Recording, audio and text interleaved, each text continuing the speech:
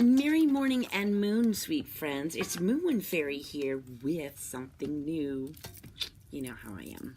Well, maybe you don't. But anyway, so I've got this Rumi's gift. I don't know if people know Rumi, but Rumi, I use a lot of his quotes. They're very inspiring. Sometimes they're kind of deep, you got to kind of decipher them. But this I thought would be cool to try. Let's just see. So it'll be a Rumi reading for 3 days. It'll be, so this one, the first one will be August 3rd, 4th, and 5th. And what I'm going to do, it comes with these really groovy cards. So I'll shuffle them and we'll pick a card. And then I'll read out of this book what the, I'm not going to, for example, this is Treasure. So in the book, we'll read it, and then I'll read the story to you. And then it actually has an exercise that you can do afterwards, which is kind of groovy. Anyway, I don't know why, I just feel kind of like inspired to do this. So, if you like this, let me know. If you don't, I'll see by people, if they don't watch it, then I guess they don't like it. But I thought it'd be nice. And again, I do this stuff kind of for me a lot, because when I'm doing this, I'm learning too, and I'm absorbing all the words. Our words are powerful. So this book is all based on Rumi's writings, but I'm gonna do the reading of his writings. So this isn't a story that I'm making up. This is actually already written. The only thing I'm going to do is shuffle the decks, and then I'm not going to do my magic wand because, Rumi knows what he was talking about. So I'm going to shuffle the decks, and I'm going to choose a card, and then from there I'll read in the book what it says, and then there's like a little story that goes with it. So let's see what inspiration, motivation, or encouragement are we needing to hear today.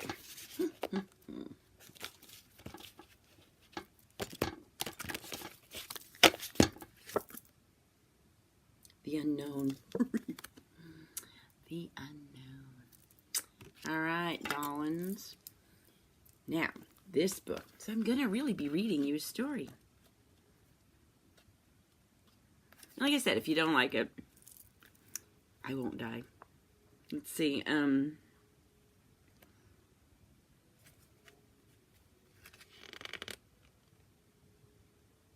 Unknown, page 74.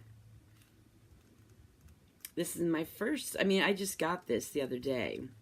So I thought I'd share it with you. I have to justify buying all these cards. I'm out of control. The Unknown. I don't know if you can see it. All right.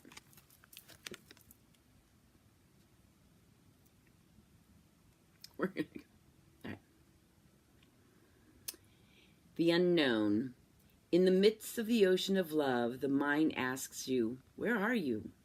I cry, I don't know. I don't know. What path are you taking? I don't know. I don't know. You're being led by the madness of love. How can you survive? I don't know. I don't know. You should be afraid. You could die. The moon whispers, it's okay not to know. You were born with wings to soar. The real question is, why do you remain huddled in your cage? The moon is the author's metaphor for inner wisdom. So, now it's got a little story here. The mind invariably wants to link happiness to knowing. Our mind tells us first we must know what we want and where we are going. Ain't that the truth? Then we have to find our dream job, find our soulmate, maintain a certain body type, and so on. Like a shrewd master with a promise of prize reward, the mind bombards us with a relentless barrage of demands and conditions. But with each brief elation, we return to our search burdened by more demands. I like this. And I'm doing this for me. What if knowing the future and capturing a certain feeling isn't the goal?